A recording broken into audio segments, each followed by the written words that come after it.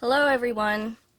Today I'm going to be talking about bathing with dysautonomia, which I'm sure might sound kind of funny to someone that is healthy, but for people with this condition as well as many other chronic conditions, just the process of taking a bath or shower can be very fatiguing.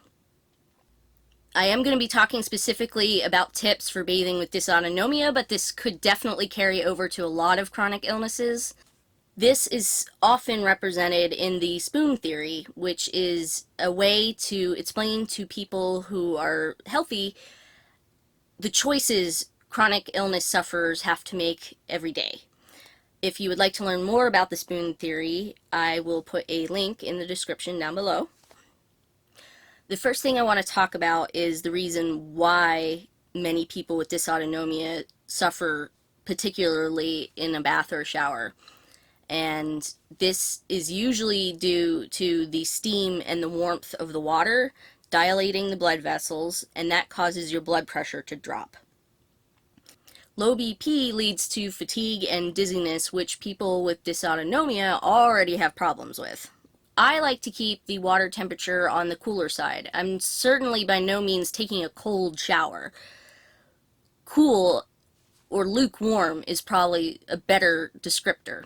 And this might sound miserable to you, but at least for me, it goes from being totally draining if the water temperature is too hot to actually being kind of refreshing and energizing if it's cool enough.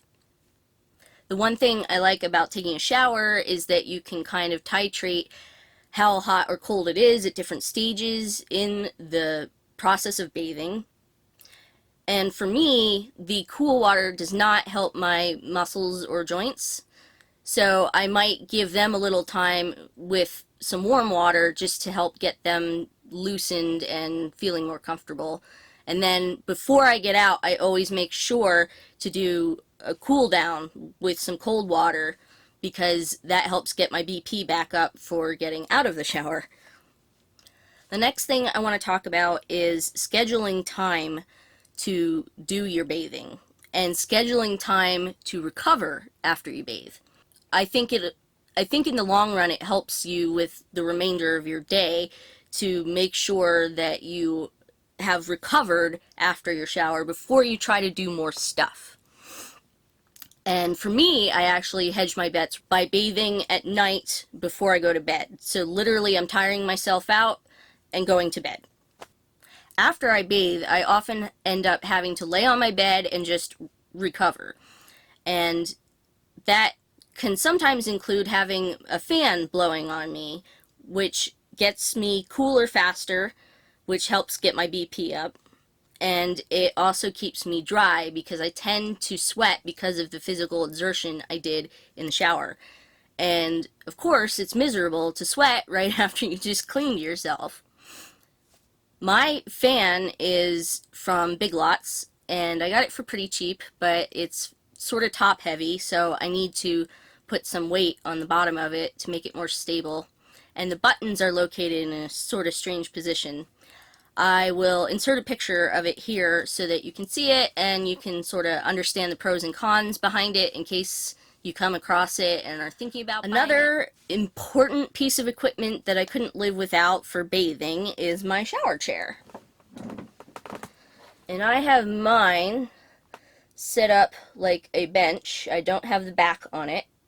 I find that putting the back on it doesn't give me any benefits and it makes it less versatile because I can sit on it either way this way, and it's much easier for me to lift and carry and move around because it does get lifted in and out of the shower and moved around in the shower every day.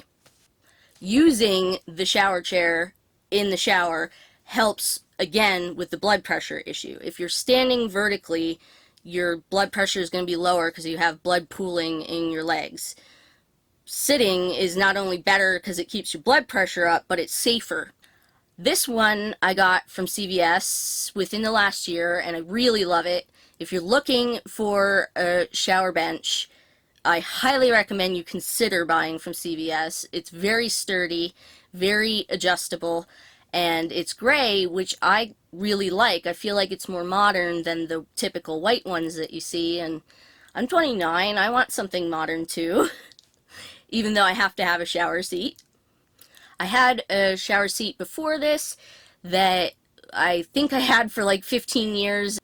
It served me well and it owed me nothing when it died, but that sort of goes to show you how long they can last if you get a good one. If you can't afford a shower chair and are physically able to, I do recommend considering sitting on the floor in the shower, which is something that I did when I was much younger, before I got the shower seat, because I was physically mobile enough to do that. Taking a bath is an option since you're seated. I do take baths, and I try to keep the water temperature cool like I would in the shower, except it's very hard to change the water temperature once you're in there. So it's a little less flexible, and it's a little bit more miserable to sit in cool water than it is to take a cool shower, in my opinion. I keep a space heater in the bathroom and keep the air temperature warmer. And I find that that keeps me from having the BP drop. I find that it keeps me warmer in general so that I don't feel as miserable in the bath. Another thing that people have mentioned is the water pressure on your body can help keep your BP up as well. If you have someone in your life that could help you bathe, take them up on it. Don't be ashamed. My husband washes my back every time I bathe because I can't reach it very well.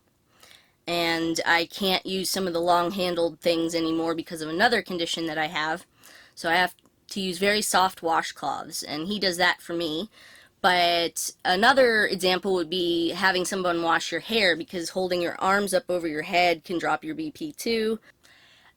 I feel that especially if the person is your significant other, it is a good bonding experience to do some mutual grooming.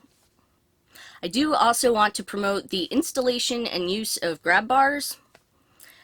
I don't know how safe the ones that are suction cups are. I would never use them myself because I feel like over time all suction cups lose suction. At the worst possible time, it could end up releasing on you. We don't use those here. We have ones that you screw into the wall that are really sturdy.